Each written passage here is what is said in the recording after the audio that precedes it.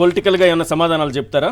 ఈ రోజు హైడ్రా వల్ల ఇద్దరు చనిపోయారు, ఎవరు బాధ్యత వహించాలి, రేవంత్ రెడ్డి గారిని అరెస్ట్ చేయాలనేది కేటీఆర్ గారు పెట్టినటువంటి ట్వీట్ లో ఉంది. నేను మిత్రుడు కేటీఆర్ మీద నాకు మంచి అభిప్రాయం ఉంది, మేము వైరుపక్షాలం కావచ్చు. హైడ్రా చావు అది కుకట్పల్లికి సంబంధించింది, వాళ్ళే డిక్లేర్ చేసిండ్రు. ఇది పొలిటికల్ స్టేట్మెంట్.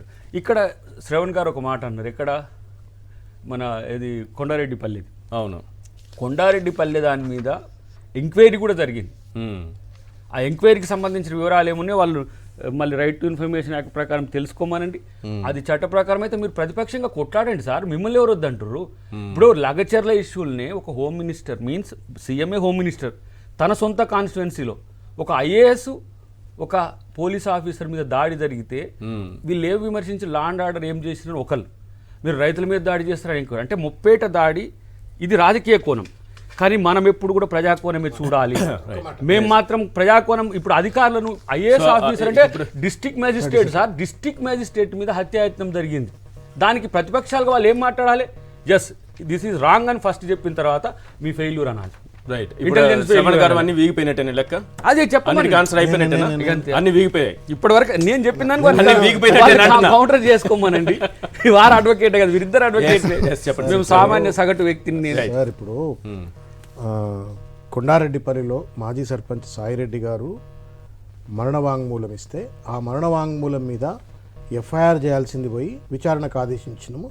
విచారణలో అంతా కూడా ఏమీ లేదని తేలింది. చచ్చిపోయిండు ఆయన, మరణ వాంగ్మూలం రాసిండు స్వదస్తూరితో, ఆయన చచ్చిపోయిన తర్వాత ఎంక్వైరీ చేసిండ్రట. ఎంక్వైరీ చేసిన తర్వాత ఎంక్వైరీలో ఏం లేదని తేలిందని చెప్పనేటువంటి ఒక భావం స్ఫురీకరించే విధంగా పెద్దలు దయాకర్ గారు మాట్లాడారు.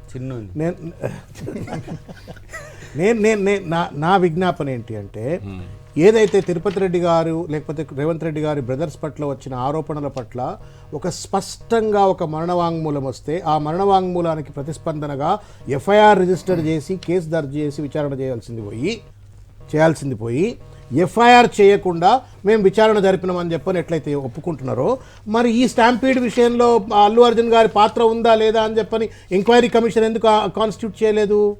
మీరు ఎంక్వైరీ కమిషన్ ఎట్లయితే కొండారెడ్డిపల్లిలో ఎంక్వైరీ కమిషన్ ఎఫ్ఐఆర్ చేయకుండా ఎంక్వైరీ కమిషన్ కాన్స్టిట్యూట్ చేసి నిజానిజాలు బయటకు పట్టుకొచ్చి ఆయన అట్లా చచ్చిపోలేదు ఇంకో దగ్గర చచ్చిపోయిందని కన్క్లూజన్కి వచ్చినటువంటి ఒక ప్రభుత్వ పెద్దలు ఇక్కడ ఈ స్టాంపీడ్లో అల్లు అర్జున్కు పాత్ర ఉందా లేదా అని చెప్పని ఎందుకు ఏ కారణం చేత ఎంక్వైరీ లాంచ్ చేయలేదు? మీరు డైరెక్ట్గా ఎఫ్ఐఆర్ ఎందుకు లాంచ్ చేస్తారు?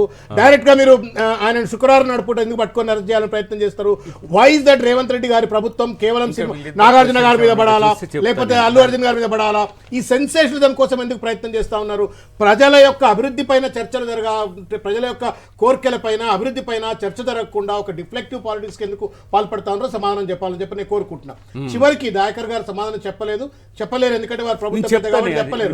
ఎందుకంటే పోలీసులు ఇవాళ స్ట్రైట్ ఫార్వర్డ్, ఇప్పుడు ఇంతకుముందు వారు అడ్వకేట్ గారు ఒక జియో చదివినరు, జియోఎంఎస్ వారు మెమో చదివినారు కదా, దాంట్లో స్పష్టంగా ఈ యొక్క బెనిఫిట్ షోలు తెలంగాణ వ్యాప్తంగా జరుగుతున్న ధర్మిలా సంబంధిత డిస్ట్రిక్ట్ మెజిస్ట్రేట్ అంటే కలెక్టర్ అంతా కూడా వాళ్ళందరూ కూడా చర్యలు చేపట్టాలా, ఫాలో అప్ యాక్షన్ అంతా కూడా తీసుకోవాలని చెప్పిన తర్వాత మళ్ళా సంధ్యా థియేటర్ యజమాన్యం అల్లు అర్జున్ గారు వస్తున్నారు అని చెప్పిన తర్వాత ఎందుకు పోలీస్ చర్యలు చేపట్టలేదు? ఆ చర్యలు చేపట్టినందుకు ఆ పోలీసుల పైన ఎందుకు యాక్షన్ తీసుకోవట్లేదు? Why is that you are not incorporating in the FIR? If Arjun is liable to be punished in this crime, so-called crime, police also is equally liable because they have not provided security. Revanth Reddy గారు ఇదే అంశానికి సంబంధించి react అయ్యారు. ఎటువంటి comments చేశారో ఒకసారి వినిపిస్తాను.